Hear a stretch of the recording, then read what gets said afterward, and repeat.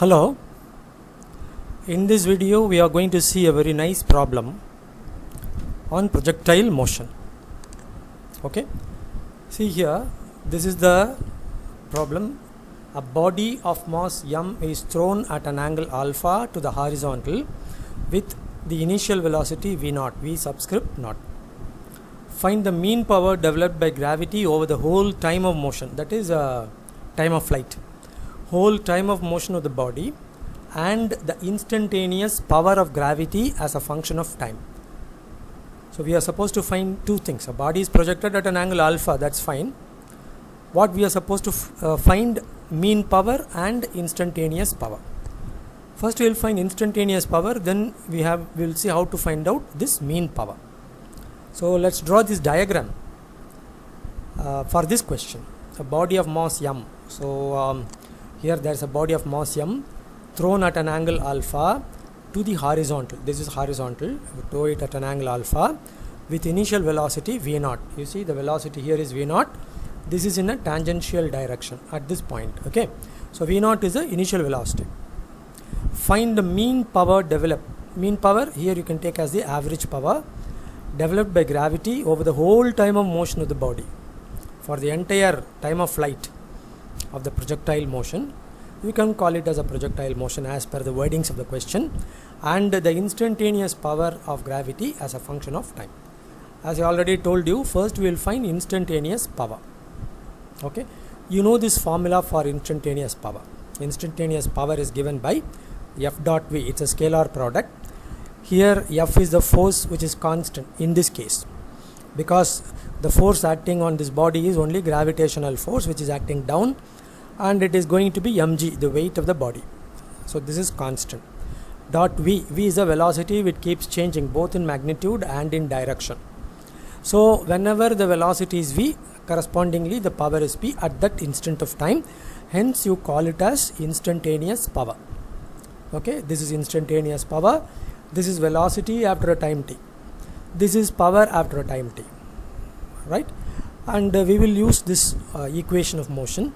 But we know that v is equal to v0 plus gt. This is written in a vector form, that you should understand. V final velocity, initial velocity, plus g. This is acceleration. Acceleration due to gravity here. Of course, its direction is purely downward, into t. Okay, this is equation 2. Substitute for v. Here this is v. You know, in this place of v, you put this. So what do you get? Power p is equal to f dot. It's a dot product. Don't forget it. Dot. For v, you write this whole thing v0 plus gt. Okay, maintaining the vector notation. F is equal to mg. Right? This is f dot v0 actually. So f dot v0 is modulus of f mg, modulus of v0. Angle between f and v0.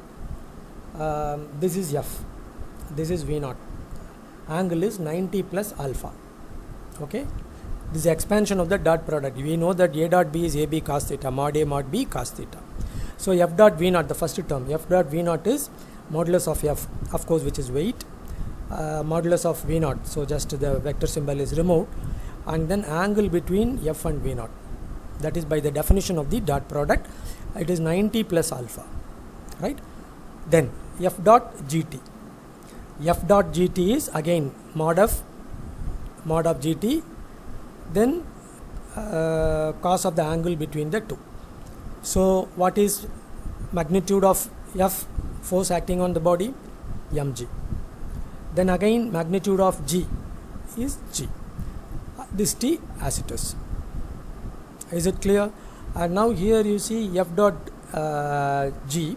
Here the dot product is between, here you have mg, don't forget it. So g dot g, simply g square. Actually theta is 0 here. Here for f and v0, f vector and v0 vector, it is 90 plus alpha plus f vector and g vector. F is of course mg. The angle between f vector and this gt vector is 0. Cos 0 is 1. So the vector symbol is removed. We know that a dot a is a squared. Okay. So mg squared t.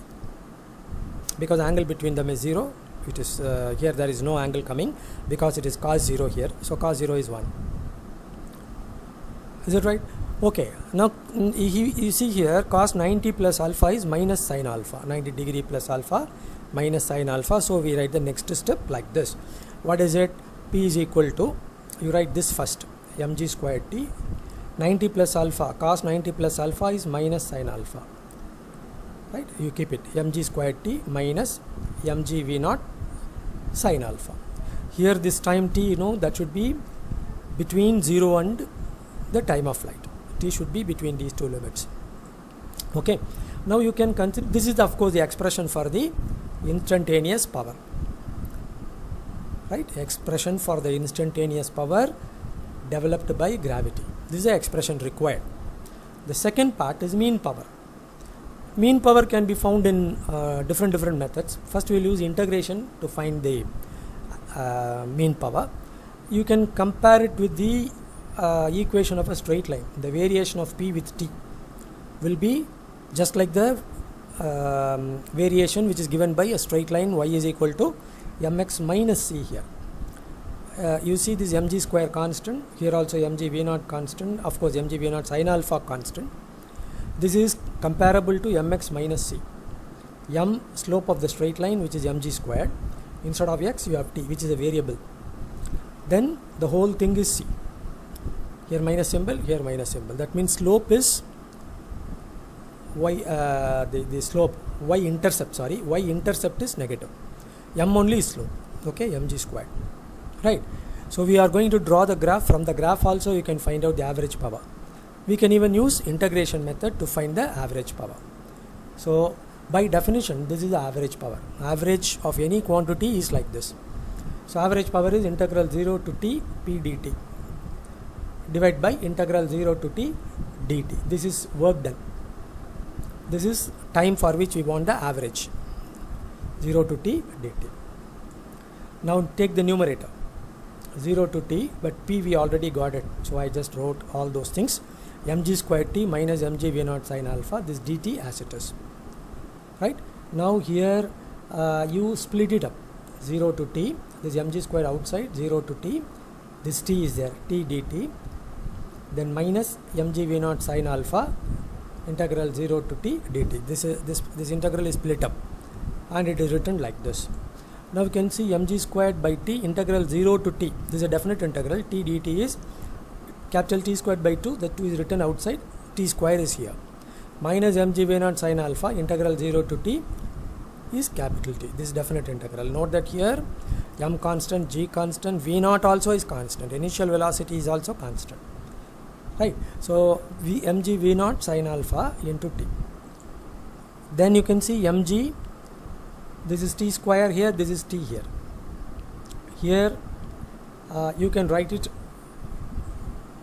1g you take inside, so mg outside, 1t you take outside, mgt, this t you take inside, gt by 2, minus this mg has been taken out, mg t has been taken out, so mg t has been taken out here, so v naught sin alpha, so mg t, this t is time of flight, so this g as it is, time of flight 2 v naught sin alpha by g, this 2 is written as it is, minus v naught sin alpha, 2g will get cut, so v naught sin alpha minus v naught sin alpha, which is 0.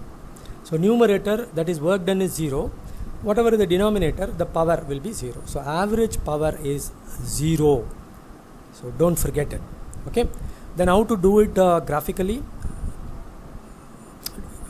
This is just explaining whatever is the denominator is of course t, so average power 0 by t is 0. Now you can see this is the variation of power with respect to time, which is a straight line as per the equation we got, and the area of the shaded portion gives you work done. And you see this area is minus a, mean this area will be plus a, because any area below the x-axis is to be considered negative and any area above the x-axis positive. The magnitudes of the area are equal, right? And when you add them up you get total area 0, that is total work done 0, divide by t, it will be 0. So average power is 0, because one of the average power is 0 by graphically, because one of the interpretations of integration is area below the curve. So if you are very good at integration you can proceed like this, or you can draw the graph and you will know that these areas are equal, right? And then when you add them up, you will get 0. So average power is 0, right?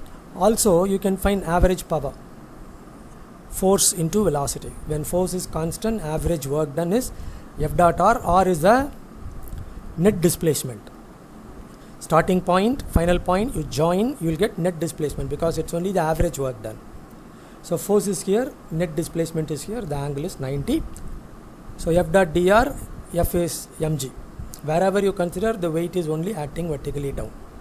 But net displacement is starting point and the final point you join. That is a net displacement, right?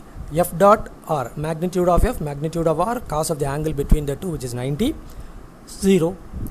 Therefore, average power is 0.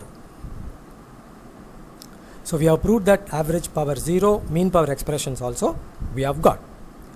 Have you understood it? Thank you. Please like and subscribe. Thank you.